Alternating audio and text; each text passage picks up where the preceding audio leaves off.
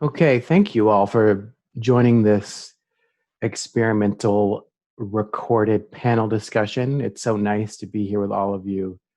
Um, I am Zachary Dutton, as you know.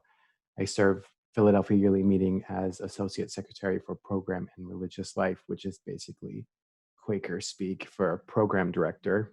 And our purpose in gathering today is to do a deep dive into climate change and specifically some of the things that Quakers and Quaker leaning people and organizations are doing within our wider network. And I think the context for our discussion is that the Philadelphia Yearly Meeting is embarking on some discernment to think deeply about whether we are ready to come under the weight of a yearly meeting-wide witness on climate change, um, sort of in the same vein as what we already have around addressing racism, whether there's a second yearly meeting-wide witness that we're being called to embrace as well. And to model the work around that as something that we can do at all levels as monthly meetings, quarterly meetings, yearly meeting, friends schools, collaboratives, and other kinds of organizations. So we've gathered you together as kind of a subset of people working in those different areas to give a sense of that breadth and depth. And I'm really excited about the discussion we're about to have. And I think where it begins as a foundation is I think we're starting with the assumption around the urgency that we know that we don't have a lot of time left and that there's a lot of work that we need to get to if we're going to start to prevent further environmental degradation and crisis. And we're also operating, I think, in a context, obviously, of a pandemic and of racial justice. And there's a huge amount of overlap in terms of what the decline of the conditions around the world means for people who don't have the resources to manage the impact of that as much as others. And the disparate impact is clear that it affects people who are lower on the socioeconomic spectrum and people of color more. And that's been true both in terms of the impact of the pandemic and climate change. So that's where we begin. I want to introduce the panelists quickly. We have Jonathan Ogle, who's a member of the Earth Quaker Action Team. Jonathan, did you want to have give any remarks? Sure. Are you looking for a remark about Earthquaker Action Team or about my journey in relation to this? Yeah, just about either, just Okay. in brief. Yeah. Sure.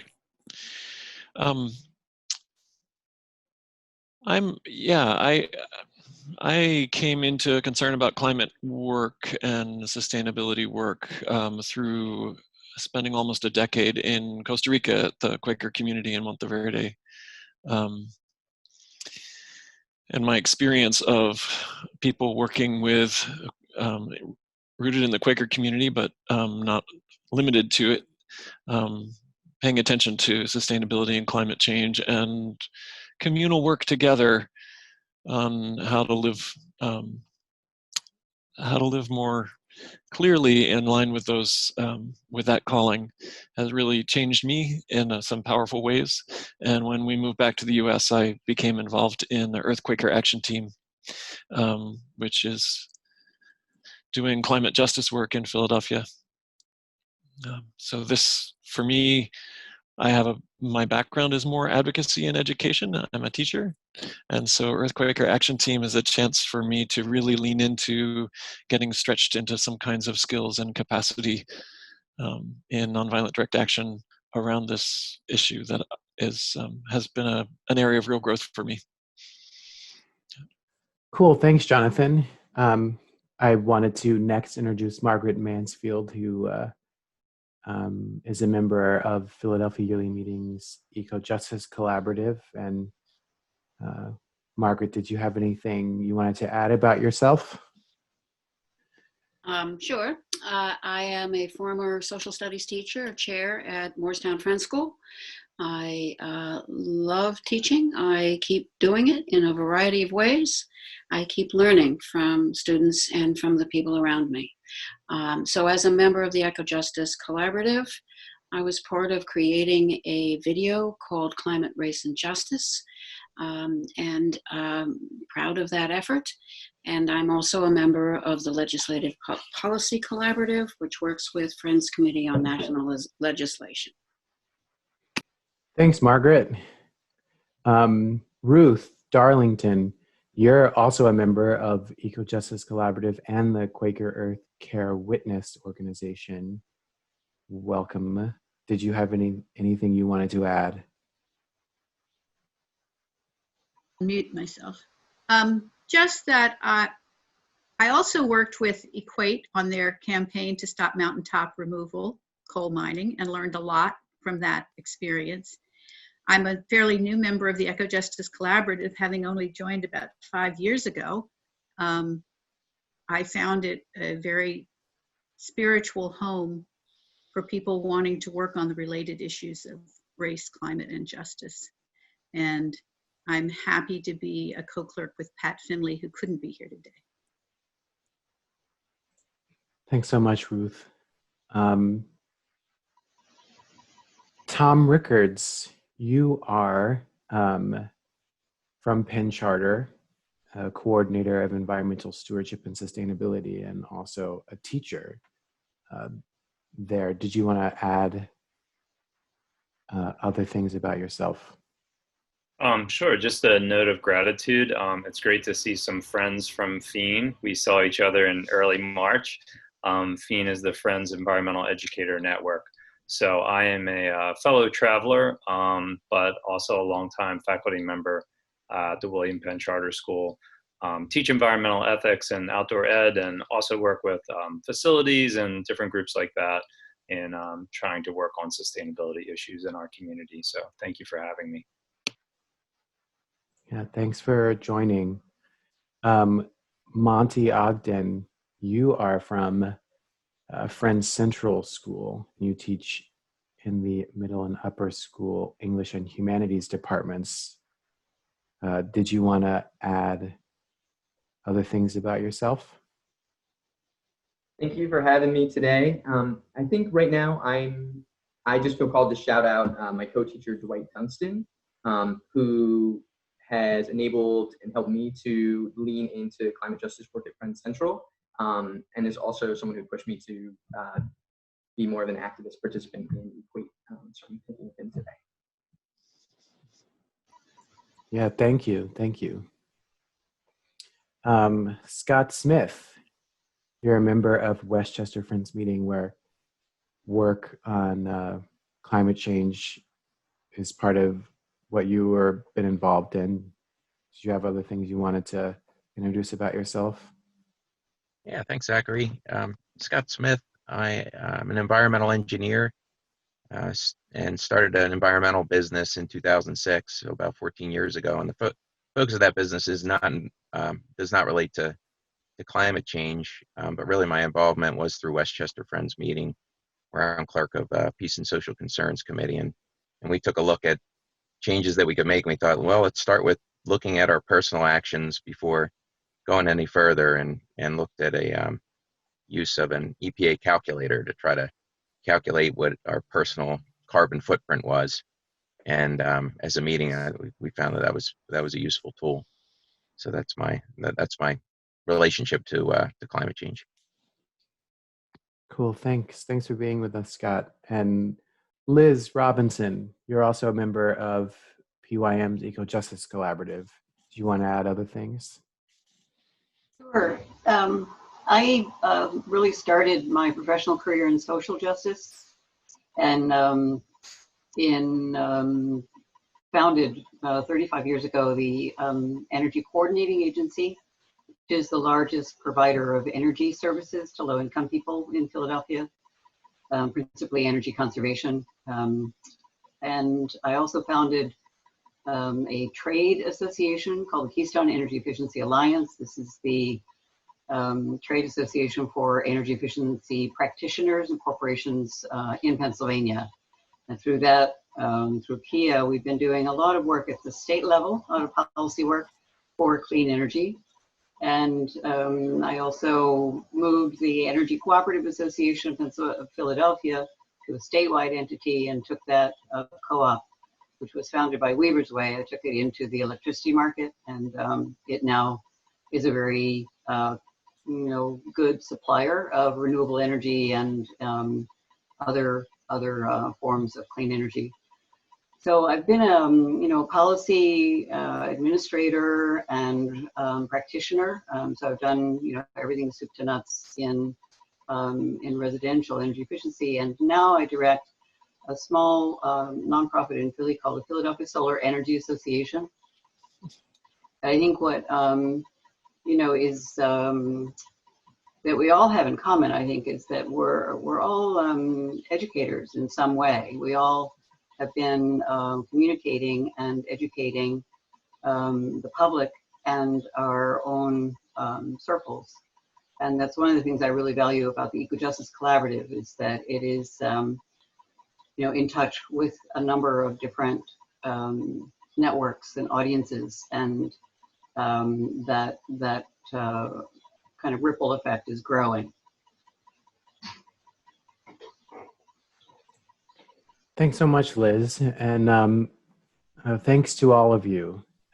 I want to just get right into things with Ruth, who's going to talk a little bit about the Eco-Justice Collaborative's recent minute. And I think, among other things, this minute helps to sort of encapsulate some of the history of how Quakers have been wrestling with climate change in the past up to now. But Ruth.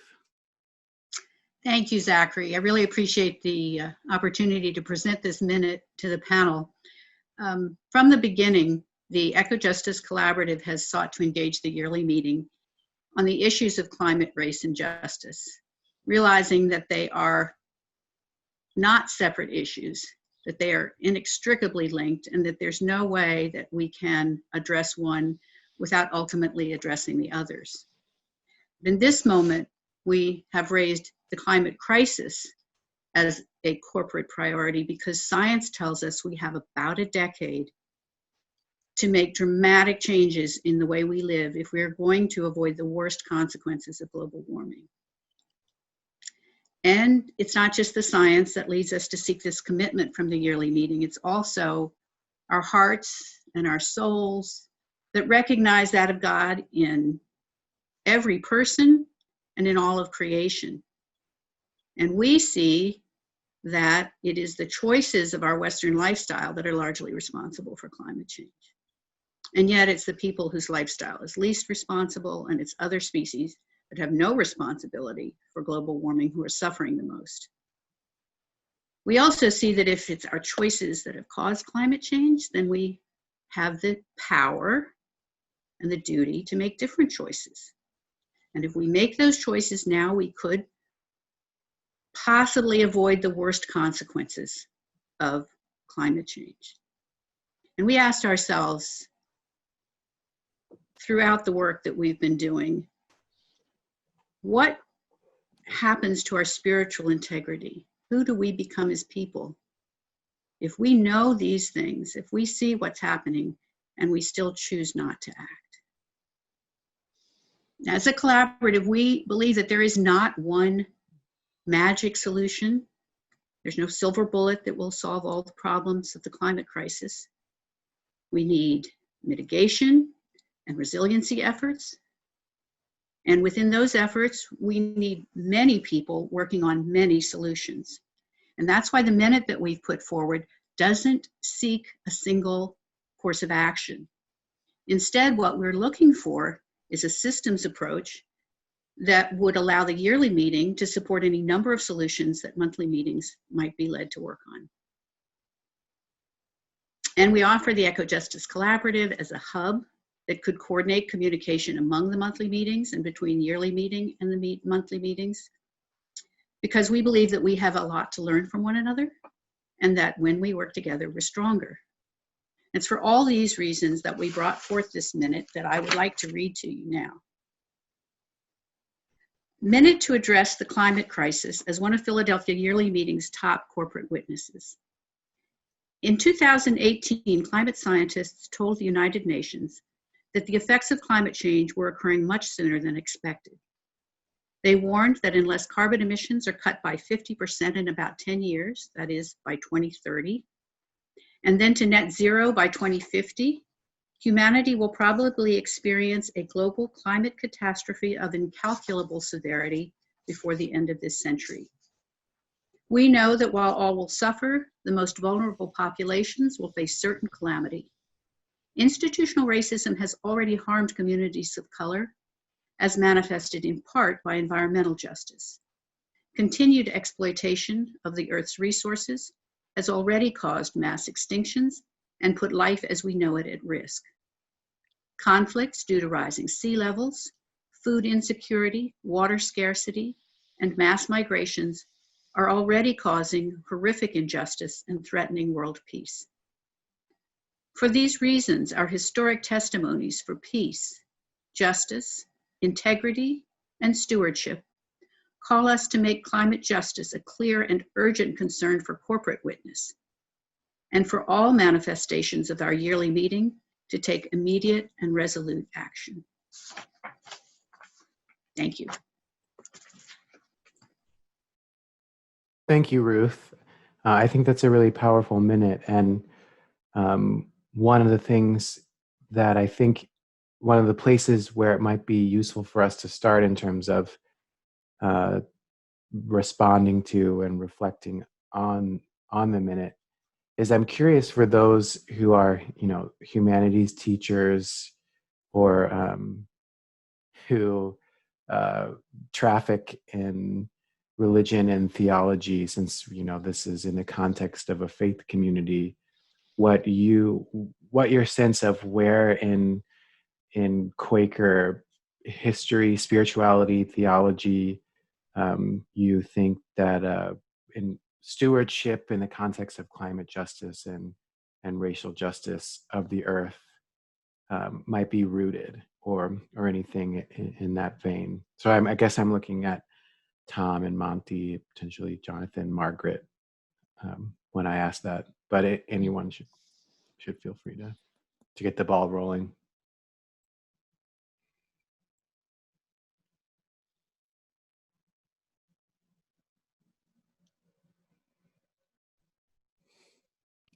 So I think there is, I really appreciated what Ruth said a moment ago. I had just written down in my notebook that there's that of God in all beings, and then I heard her say it. And I think in some ways, if we sit with that truth, or we prompt students to sit with that truth, that there is inherent pain that we are going to encounter as we fully recognize that the suffering that comes from a world that has taught us not to fully recognize that, whether it's the humanity of the larger human community, or whether it is what is sacred in other forms of life. And so as a teacher, I wonder about how to engage in these conversations with students in ways that both recognize that pain and also help students make it through it each day.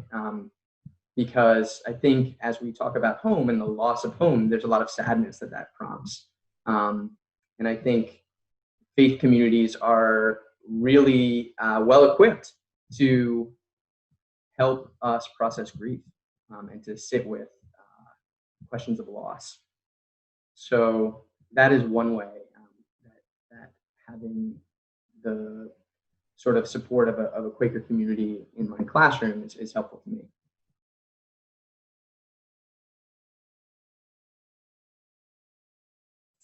Other thoughts about the minute, about what Monty just shared?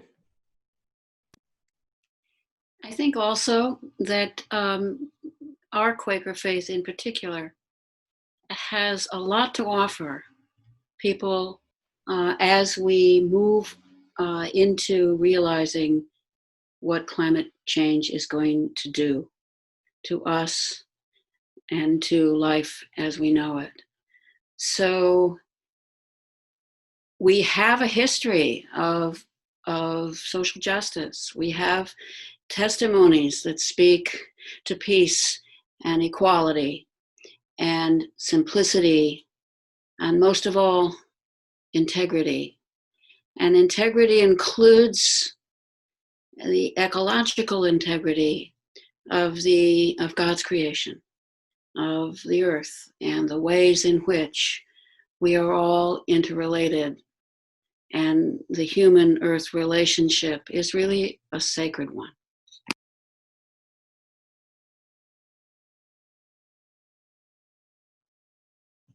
Yeah, the one thing that when I think about climate change, at least my initial reaction was always sort of overwhelmed because it's such a huge issue, and yet what can one person do?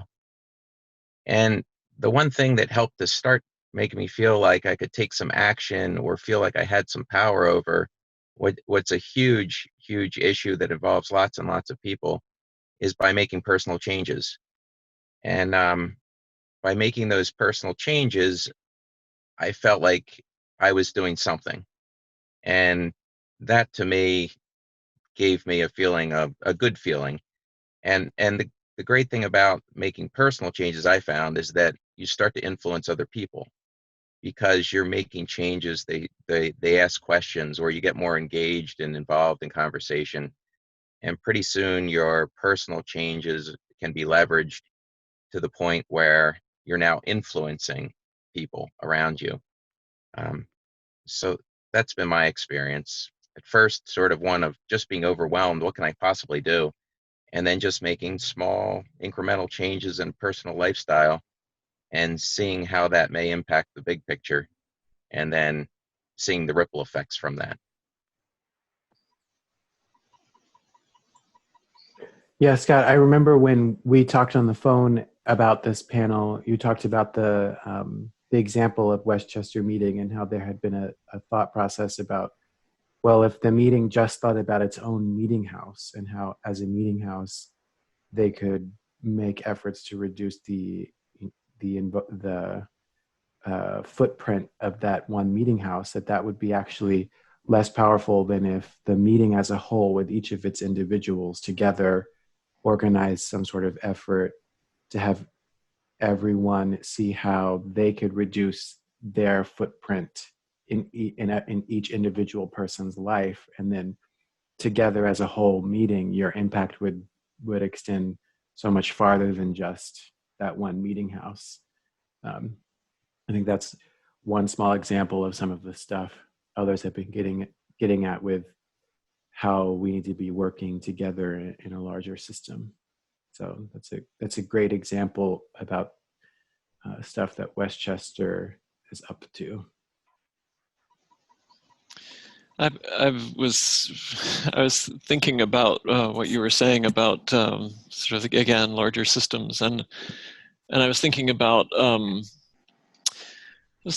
Quaker involvement in the abolition of slavery and the way in which we often think back and look to John Woolman and his personal choices in terms of his own actions.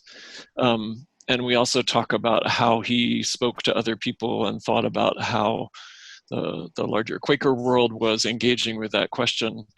And I think, and yet that story it's not enough for Quakers to change our own individual lives, right? It's a bigger project to honor and be faithful. And even in the context of slavery, I think is a good one in the sense that it is so clear looking, at least for me as a white person on my journey in relation to racial justice, looking back, it is so clear that that the abolition of slavery itself, without wider systemic change, is not in fact enough. Is not in fact that white supremacy itself is still alive and well. And I think about that in relation to climate change and climate justice as well, the importance of all these layers, to think about our own lifestyles and to think about our communities and the way we interact and choose our relationships with each other and how we influence each other. And also to think about what is the big, what are we called to in terms of reimagining our larger relationships with the planet and with other human beings, and I think, and including thinking about all the economic and structures that are supporting the way it exists now, which is more than just an individual choice, right, or an individual calling. So I guess I wanted to introduce that another larger layer in there of thinking about the ways in which systemic structures are supporting what exists in ways that aren't necessarily answered by our own individual choices about sustainability. Yeah, if I may add to that, I've been reading a number of people, and one of the people I think who's really articulate on the subject of the connections between racism and climate change is Naomi Klein, and her recent book, Our House is on Fire, does a really great job of kind of drilling into these connections. And so she articulates really well something that I've known, all my life, all my working life, which is simply that our economy, of course, is built on fossil fuel, and it is an extractive economy. The extraction of things from the ground, originally coal and then oil and now gas. This extraction process is very capital intensive, and it requires a tremendous concentration of capital. That is in fact how we've ended up with the concentration of wealth in this country in a very small number of hands. And that same extractive economy becomes wealthier if it can take advantage of the labor force that is required to do that extraction. And so the nature of the resource lends itself to the development of the problems, the structural problems that we have in our economy. In complete contrast, in utter total contrast, is clean energy, particularly energy efficiency, which is my personal favorite resource, and solar, which is my second favorite resource. So these two resources are in fact the most democratic of energy resources. They're found virtually everywhere. They're found in relatively small, they're found everywhere, but they're not concentrated. They're not massive amounts in any one place. They're really everywhere. And because they're everywhere and they're relatively small, they require a lot of hands to, I use the term harvest them as though it's a crop. So energy efficiency, solar energy are fundamentally the inverse of the fossil fuels that we're using currently. And as we move from fossil fuel to cleaner energy, we will be undoing this hierarchical and oppressive, extractive economic structure that we've built over the last 200 years. This will be the undoing of that economic structure.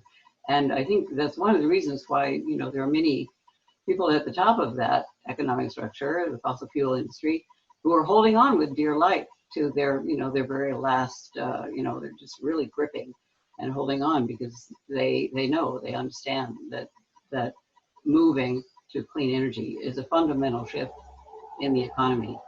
And this brings me to, the issue of the questions of how are racism and, climate change connected.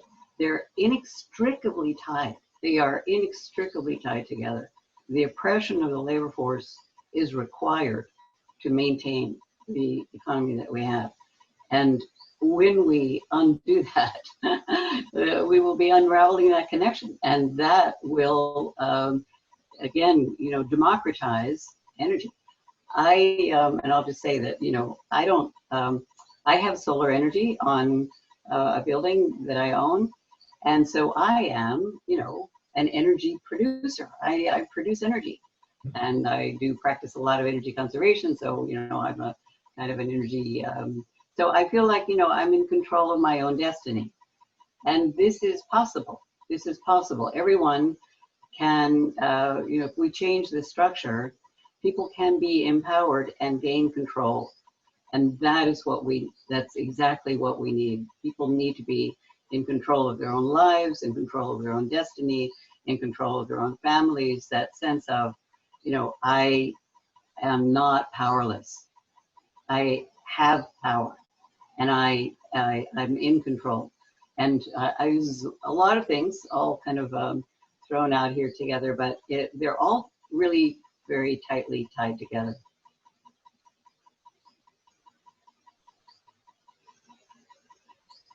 Thanks, Liz. Monty, did you have something to? I wanted to invite us to also begin thinking about one of the queries we had in front of us about obstacles and next steps. It seemed like we had already sort of started going there, but Monty, did you have something you wanted to add? I think it ties into this question of obstacles. I know that Equate, for instance, right now is sort of figuring out what it means to be an environmental justice organization that's primarily white during a pandemic, during an uprising around racial injustice. And so one thing I'm thinking about right now is the author Robin Wall Kimmerer, who maybe some of you are familiar with, who quotes an indigenous man in her community at one point in the book saying that essentially the problem with white people is that they still have one foot on the boat. And well, a lot of us have, very different stories about how it is that we arrived on this continent. But this notion that we only have one foot on the boat, she goes on to say, is tied to our inability to fully recognize the land as sacred. And to recognize the land as sacred is to act as though your ancestors are buried there. And one thing that I've been thinking about, I guess one obstacle that I've been thinking about around racial justice work as a white person is a sort of envy that I experience when I hear people with indigenous roots, people within the Black community, when they talk about their connection to ancestors and finding strength there, whether through sort of Afrofuturist thought or again this notion of the land and what is contained in the land, and thinking about what it is to grapple with ancestry as a white person in America when if your ancestors were involved in the project of slavery. And so how it is that, and I think within a Quaker context, if you were born Quaker and ultimately you have family members who are abolitionists, right? That's a ancestral tie or connection that one might feel prouder of, and it's something to lean into. But I do wonder about the ways in which we can lean into that ancestral connection despite those really painful, violent past, and how it is we can think about healing in some ways our ancestors who are maybe involved in that project. And I see that healing as being essential both to the project of working against racial injustice and working for a beautiful planet. And so that's just on my mind today as both an obstacle and a really necessary opportunity. What Monty said made me think of an interview I heard with Wendell Berry about hope. And what he said was hope comes from knowing the land that you live on. So yes, maybe we don't have the advantage of having true ancestors that were on this land originally, but we can learn from them, and we can learn to appreciate the land that we live on. And that may help remove some obstacles. Yeah, I went into so much great stuff has been shared already, but I also wanted to just give a shout out for Monty's course, which I'm hoping I'm going to get right, but it's Love in the Anthrosphere, right? And I love that love is in there. I think one of the things that's true in working with young people, maybe this is for anyone, is where is that sense of connection and hope and possibility? Ruth, that was one of the things I heard in the minute, was this idea that if this is about choice, there's an inherent hopeful dimension to that we can choose differently.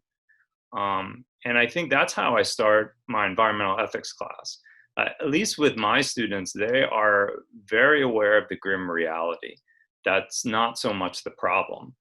But if all they're facing is an apocalypse that feels inevitable, it's very hard to have agency.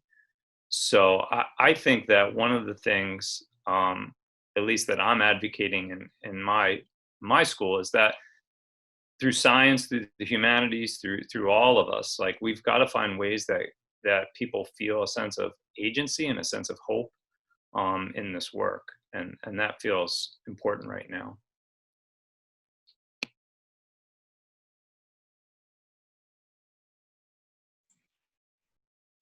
Yeah, so it's interesting because some of the next steps are that folks have named are deeply rooted in our faith and our spirituality, about whether it has to do with finding ways to reclaim a sense of hope together and possibility, or having to do with remembering that we have ancestors, and that there was a time, wherever we came from and wherever they came from, that they had a deeply intimate relationship with the earth. That all of our ancestors have had that, and then some of us, especially for white folks, those ancestors that came after, did some things, have been involved in things around perpetuating racism and the extractive economy that we need to really be healing from and responsible for directing that healing. And I'm wondering if other folks have more ideas about what obstacles and next steps there might be, and in terms of, we've heard from folks from the Eco Justice Collaborative and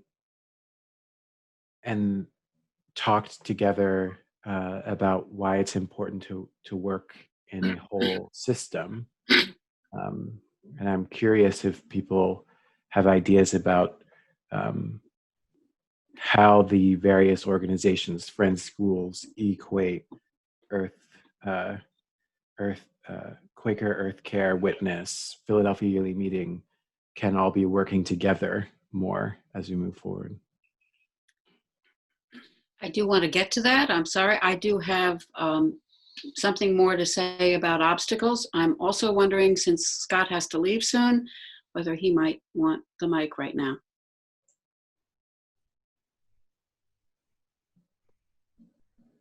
Sure, I'll say a few words, and then I'll have to sign off.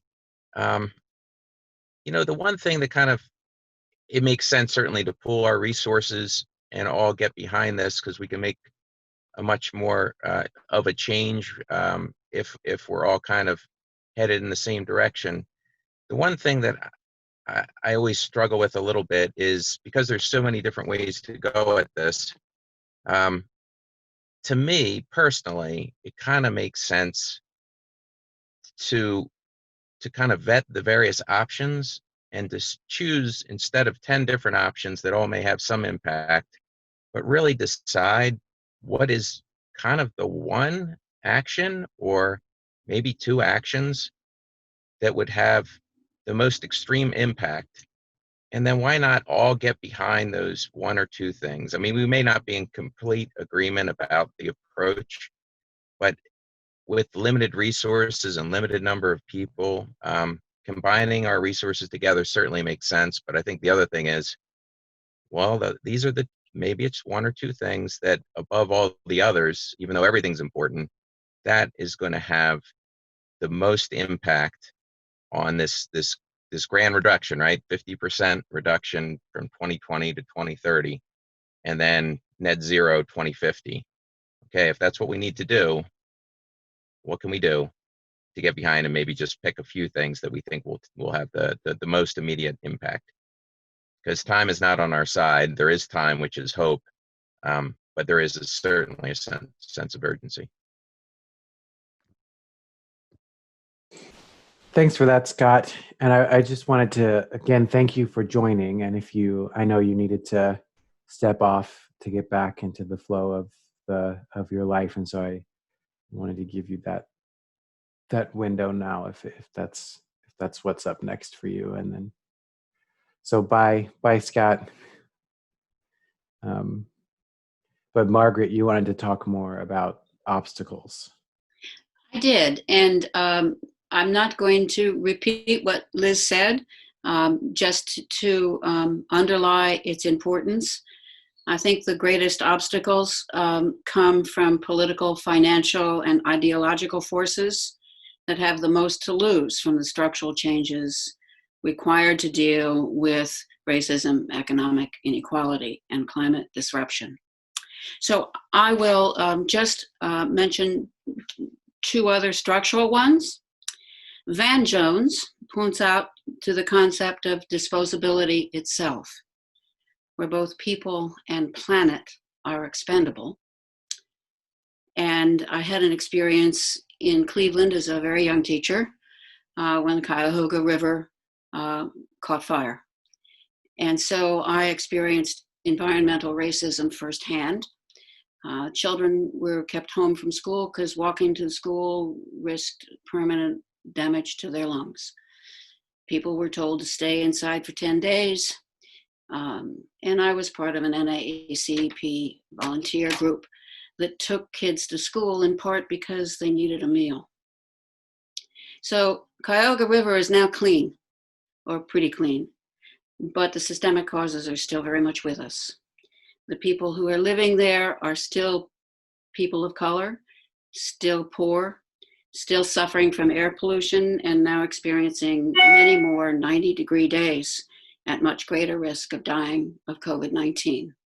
So redlining, a policy that was outlawed with the Housing Act, I think of '68, is still very much with us, and a structural policy that needs to change. And the other main one is Ibram X. Kendi, who's author of How to Be an Anti-Racist, identified the undermining of scientific knowledge as a major systemic problem. We are witnessing the denial of racism and climate change despite what climate and racial scientists' research make eminently clear. So Kendi asserts that this denial rests on the same foundation, transformation of science into belief.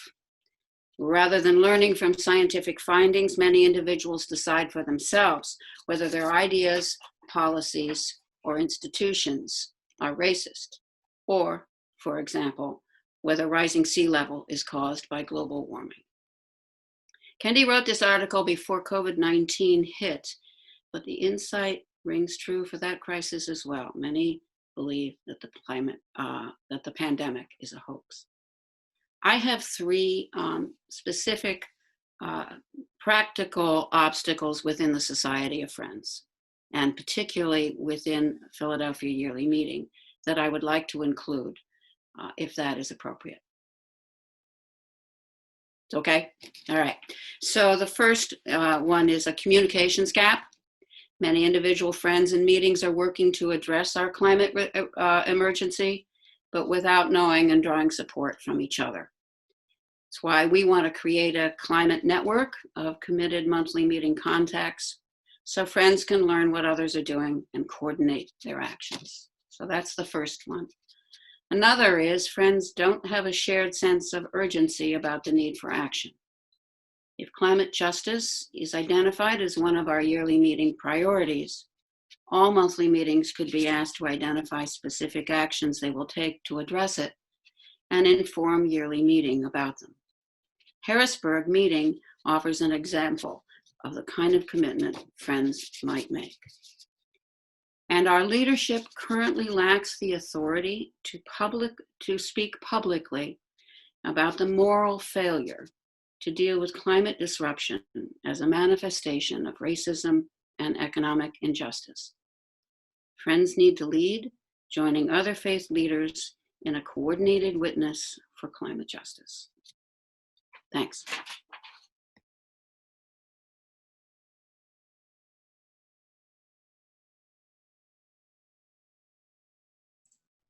Yeah, thank you, Margaret. I think that those are all pretty true assessments of where we are as a network of Quakers, and some of the challenges, obstacles that we face, more specifically in terms of our context. Yeah, I wanted to jump in here. I have been, as I stated, I've been in the clean energy world as a professional my entire career, most of my career, and I have been very interested in recent years to realize how many Quakers are involved in this work, and really highly accomplished. They're leading, they're critical experts, they're they're key people, but they don't connect with one another as friends. They happen to be friends, but they don't.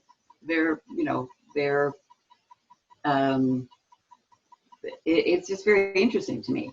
And you had asked the question, Zachary, how can we be more effective in supporting one another?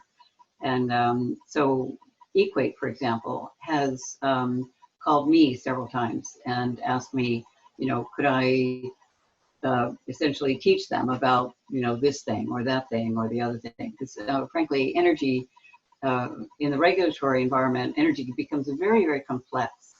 And it is like this kind of thorny set of issues with a lot of jargon, and it's kind of, really complex and mysterious. And it's really helpful to lean on people who can sort that out for you and can, kind of help you understand not only what the facts are, but how to change regulation or, how something gets modified. So we do informally connect. I mean, some of us do at certain times, but I think the fact that there are so many Quakers who are really, again, highly accomplished and they're experts in one or another or many aspects of this work, working already in Pennsylvania in this field, but they're working in isolation from one another. And I really think that so I'll give you an example of something where I think it really is helpful to be more tightly connected. I worked as a volunteer with Clean Air Council to help them put forward a petition to the Environmental Quality Board to develop carbon pricing in Pennsylvania. And this was last fall. And we started with a minute at our meeting, at Central Philadelphia meeting. And it was adopted immediately. And then our clerk communicated it to all the other meetings in the yearly meeting. And frankly, within several weeks' time, there were more than 50 Quaker organizations who had signed on as co-petitioners, simply because this call had come from the clerk of our meeting. She, is what it taught me is that Quakers have so much trust for each other, and there's such an integrity to the, once a decision is made, people can really roll on, and it's just a fabulous. It was a fabulous thing to watch, and then by the end of this effort, we had more than 70 Quaker organizations, and including schools and Friends Fiduciary and tons of meetings that it signed on as co-petitioners. And this was in a group of total of about 120 organizations. So 3/4, let's say, of them were Quaker. It's pretty amazing. It's really pretty amazing. But I think that that's an example of why at this moment in time, when we have so little time left, and to Scott's point of being strategic and figuring out where to put our efforts, it is really important for Quakers who have so much to give and so much to contribute, have a better way to work together in a network which is really able to guide and teach, and all of this. We all need to be learning much more all the time. This is the most dynamic and rapidly changing area of our lives, both climate itself and how it's changing, but also the technologies that we need to be deploying to slow it down. So all of this is there's just so much to learn every single day. So we need to work together, because to be frank, we cannot solve this by ourselves. Individual action cannot solve this. We must work as a collective. We must work as a strong community. And the strength of the Quaker community is a massive asset. You're making me think, Liz, about sort of where my mind went as you talked about all those people, Quakers who are doing this work. My mind actually went to George Fox's vision of a people to be gathered. And I was thinking about that in terms of the work of, as Jim Corbett says, faithfulness. Faithfulness is about honoring, or is about the commitment. It's about dedication to honoring the covenant, to become a people that hallows the earth. And that's always been a really powerful phrase to me. And I've thought a lot about, in the context of our current time, I've thought a lot about what does it mean to become a people, and how does faithfulness support us in our commitment to becoming a people and becoming a people that hallows the earth. What does it mean to be gathered, to be part of that process of being gathered in this work? And I think about that, and I think about also about, Tom, what you were saying about your experience in the classroom, and that resonated with me, where I think often in the classroom it's really easy, in a friend school context, or any school context, it's really easy to spend our time in education without providing empowerment. And I think I think about my own experience too, of coming to feel the weight of a concern about an issue, about these issues, and feeling overwhelmed and not being clear what action to take. And one of the actions that I substitute for real action is, let me go to a talk on this, let me go read this book, let me go, right? And that's not changing the world. It isn't, right? Education isn't educating ourselves is important. It's really important, but it's not acting in the same way. And I think as a teacher, one of the real growing edges is, and I think that's important for our friend schools to really engage with, is where is the growing edge from self-awareness and education, which is really safe, actually, and and creating the space for empowerment and action, which is where the hope lies, where the gathering of the people starts to happen, because there are people who are walking these paths already, who are answering these calls already, and we can be part of we can tap into and connect with the spiritual energy and groundedness that that carries them and inspires them, as well as see in intellectual terms also what might be possible for us to do. That was a little bit of a rambling comment, but that was what you got me thinking about. Thank you. Jonathan, for me, I think you've also just named an interesting dynamic about Friends schools and PYM and the larger body of Friends, right? Because certainly there's so many deep connections and areas that we should be doing more. But it's also shifting that conversation that we're not primarily a college prep school that happens to be Quaker, but a Quaker school that, right? And sort of where we see the leanings within our own educational mission. I think the one tool I would want to bring that I feel is so germane to the religious side of your Friends is discernment, and helping students discern what action looks like for them, sort of naming their own gifts and their own limitations. I mean, some of my students who are drawn to environmentalism aren't politically active, and maybe they will be at some point, but I find myself saying, like, start where you are, right? And see what it is that you can contribute, and see how you can get involved. So I think the tools of discernment that we give to individual students is really critical. And then that communal discernment about who are we as a community, as an institution, and then the widening circles of how can we participate even more deeply. I will admit, in my own life, we get busy with grades and all the to-dos. I need to do more to reach out to Equate and reach out to all you good folk to make these types of conversations more regular. So I appreciate this time together. I feel the same way.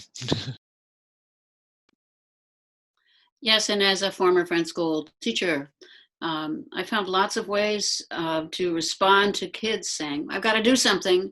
And we spent time looking at what we could do.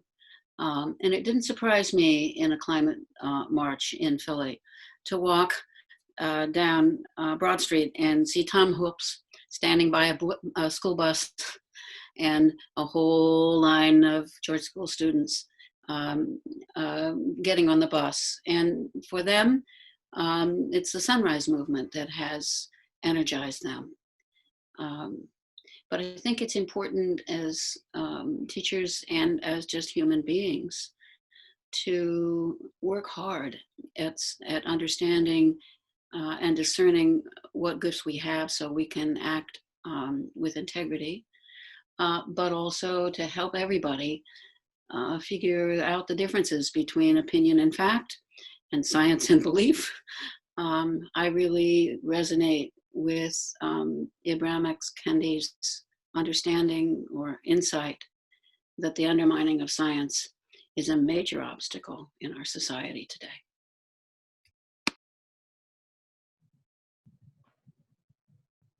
I definitely feel that as a teacher, one obstacle I experience is the danger of inviting political participation among students. And yet I know deeply that from a mental health perspective, it will be tremendously beneficial to them. And also that is what it requires. In some cases, the emphasis on individual action and specifically action meaning lifestyle choices can feel like a capitalist distraction, frankly. And so, yeah, I'm thinking about what it would mean for Philadelphia Yearly Meeting to adopt this. as part of their corporate ministry this year, what it might mean in Friends schools, and yeah, how I as a teacher could sort of lean on that in my classroom to say, we have, friends in the title. This is what it means to be a friend school. That it comes with real benefits, pedagogical benefits in terms of the philosophy that exists within friend schools, but also that there's work that it asks of you. And so I get excited when I think about having something like this to lean on as a teacher and to point to, both to other faculty members, to administration, to students. Thanks a lot. I would like to just speak to the idea about being political. We live in a democratic country. Politics should not be a dirty word. Politics is how we affect our lives and the lives of everybody in our communities. And I'm thinking of Friends Committee on National Legislation as a wonderful example of bipartisan, or at least not politically party-oriented, political action that we can all look to as an example, but we can also participate in. They have wonderful resources. As a representative to Quaker Earth Care Witness, I am a co-clerk of the FCNL working group, and we are working to strengthen the alliance between FCNL and Quaker Earth Care Witness. But if you just go to their website, you will find so many resources and tools for understanding what could be done. And we can't ignore the fact that we are not going to solve the climate problem if we don't have action at the federal level. So I don't think we should be afraid of being political. Just don't be partisan. I was wondering if I could build on that. I know, Ruth, I appreciated early on when you made it, I think you used the phrase, I lost it now, but you alluded to there being many different ways of participating, not one. And I know, Tom, you also were alluding to that. And I was thinking about one of the things that I have been taught by friends in Equate is a theory of 4 different roles of social action and movements. The idea of that that movement level change happens when there are people who are doing advocacy work with governmental decision makers and other big decision makers. There are people who are doing the direct service work. There are people who are doing the community organizing, and there are people who are doing the rebel nonviolent direct action work. And one of the things that I think can be a challenge is, when I look around among friends, I see we are doing all, there are Quakers doing all those things. And that's exciting, and to see ourselves as working on the same project is really important, because I think we can get into arguments about where we're competing about which version is better, and they're all needed. One of the things that I run into in the classroom is the feeling, or in the friend school context, and I think, Tom, you were alluding to this as well, and Monty, but the service work is really safe, and advocacy work has a certain cachet for educated folk, right? And organizing feels nice and communal, but rebel action is a little edgy, right? And so I think for those of us who are fairly respectably middle class in the world of friends, that becomes an obstacle to our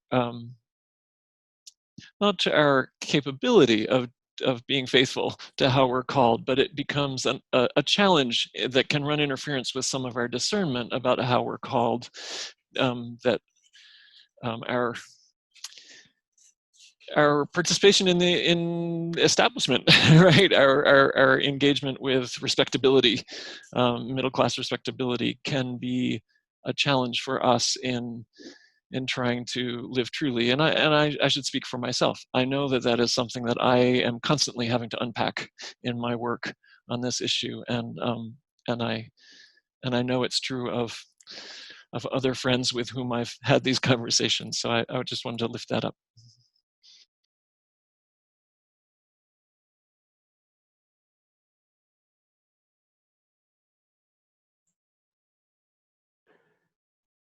So I wanted to invite any more comments on this idea of what the like how do we balance? We want to be strategic.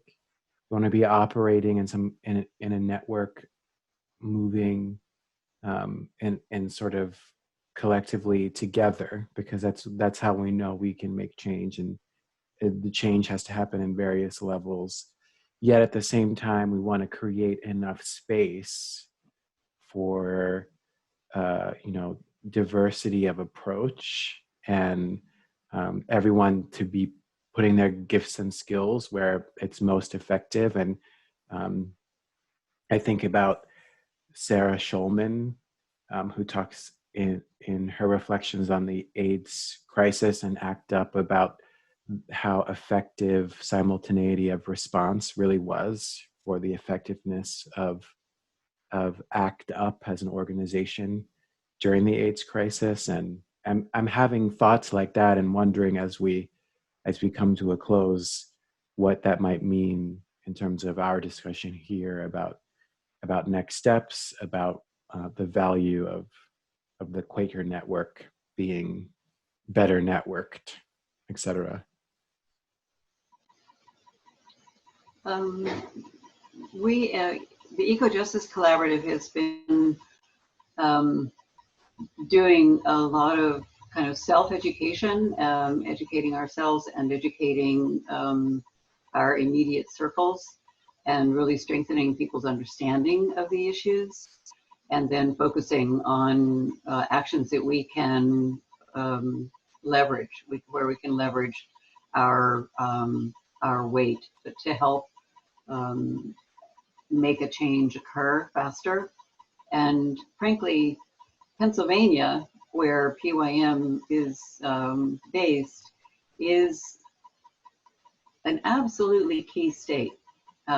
This state, I don't want to give a lecture on, on carbon in Pennsylvania, but we are absolutely key. And this crisis, the climate crisis in the United States, well, the climate crisis globally will not be addressed effectively without the United States exercising leadership. And the United States will not succeed without Pennsylvania. So, and just to boil this down, Pennsylvania will not succeed without Philadelphia. So I think you have to really understand your place in history and your moment, and the importance and what you're called to do. And I truly believe that Quakers are called. This is our time, and we need to really step up. Mm-hmm. Mm-hmm. I think it's really exciting that it sounds like Philadelphia Yearly Meeting has already adopted. Is it corporate ministry? Am I using the right language there? Yeah, corporate ministry or yearly meeting wide witness, kind of either phrase. So that PYM has already adopted a yearly meeting wide witness around racial injustice, and that is now considering to do the same around climate justice. And I feel like it's possible to feel like, well, how do we look at both of these things at once? We've been talking about this a lot during the conversation today, but ultimately, when I think about a group like Sunrise Movement, for instance, this summer, they seem to be putting so much of their weight behind the movement for Black lives. And so I really do think that we can have both, and that to put our attention around this immediate need that has so much to do with survival and with home, that it is that we're not simultaneously straying from the path of climate justice, that in fact it leads there. And this may get back to the obstacle question, figuring out the places where as a Quaker community we can both lead and places where we can be led. And so when I think about friend schools, right, that's really clearly a place where Quaker meetings can lead. When I think about racial injustice in America, given how, Quaker organizations are not entirely white, but they are certainly primarily white, how we can be led by other groups and to put our weight behind those groups and say, we will help in any way that you ask of us. But to really listen for what those needs are. Because there are so many experts in other organizations in the area. So that's on my mind. Mm-hmm. Mm-hmm. Yeah, as we think about remembering that we are in a larger ecosystem of Quakers, whatever organization you might be thinking of, a monthly meeting, a quarterly meeting, a friend's school, the Quaker network itself is within a larger ecosystem of other groups. And we really need to make sure that we're working with other churches and any other kind of organization led by people of color to be in relationships of accountability around having an impact both in climate justice and racial justice, for sure. Interfaith Power and Light's slogan for this year's Earth Day campaign was "Acting on climate is loving your neighbor." And I immediately thought of all of us who have that bumper sticker, "Love thy neighbor, no exceptions." And ultimately, loving thy neighbor, it is about knowing the land you live in, but not just the land, all the other people and all the other species that depend on that land. And once you really know them, you can't help but love them. And once you love them, the connection between racial justice and economic justice and climate justice becomes so apparent that there should be no conflict between those who want to work on one and those who want to work on the other.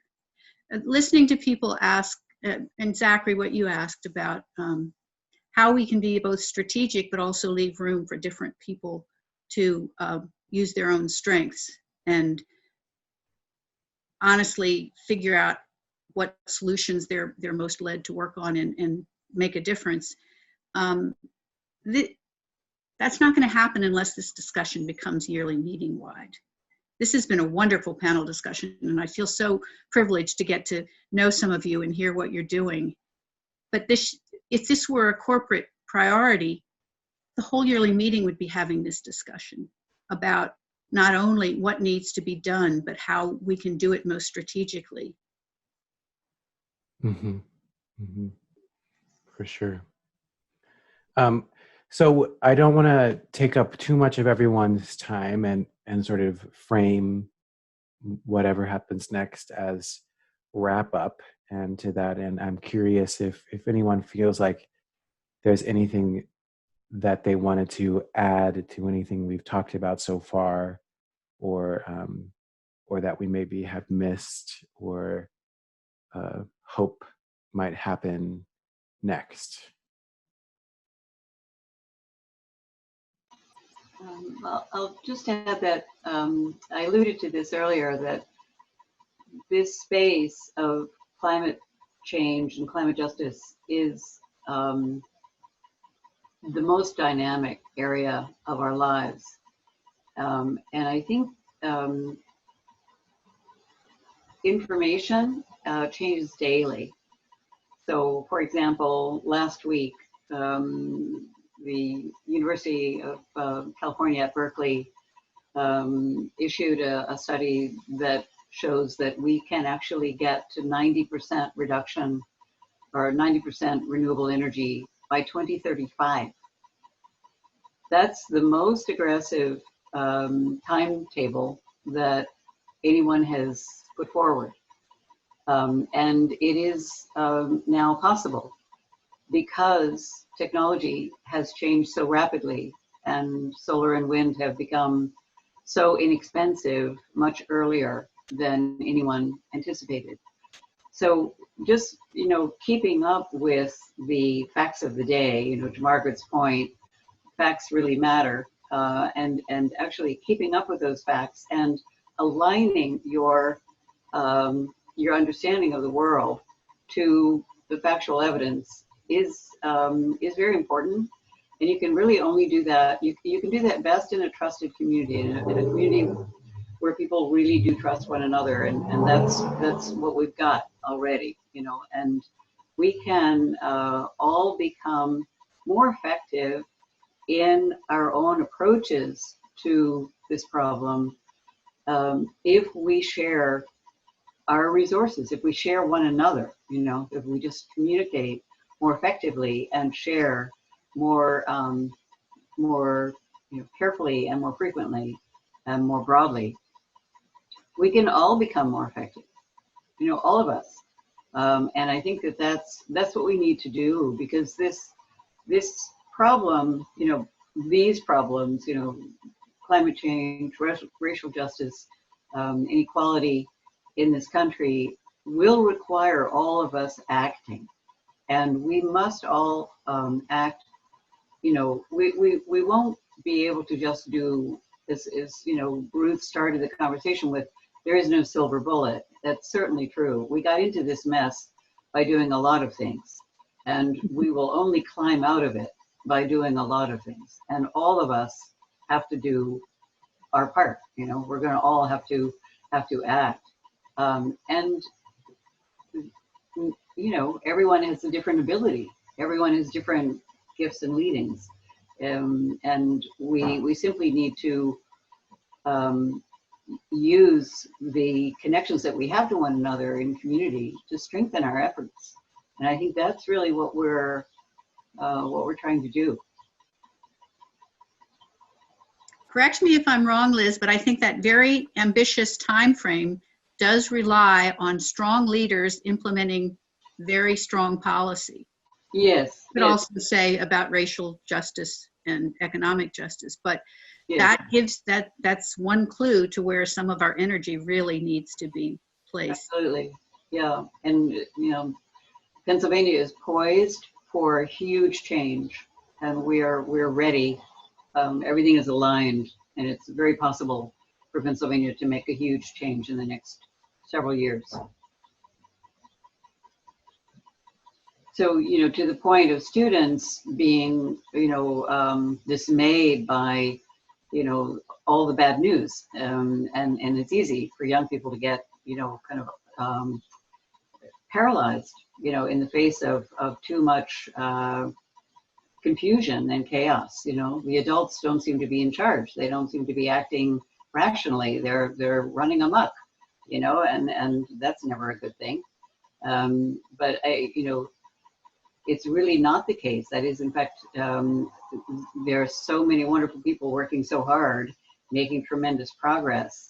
And I think we need to be sharing the good news more, frequently. And we have a tendency, I think humans have a tendency to just, kind of like focus on the bad news. But, there is a tremendous amount of great work being done.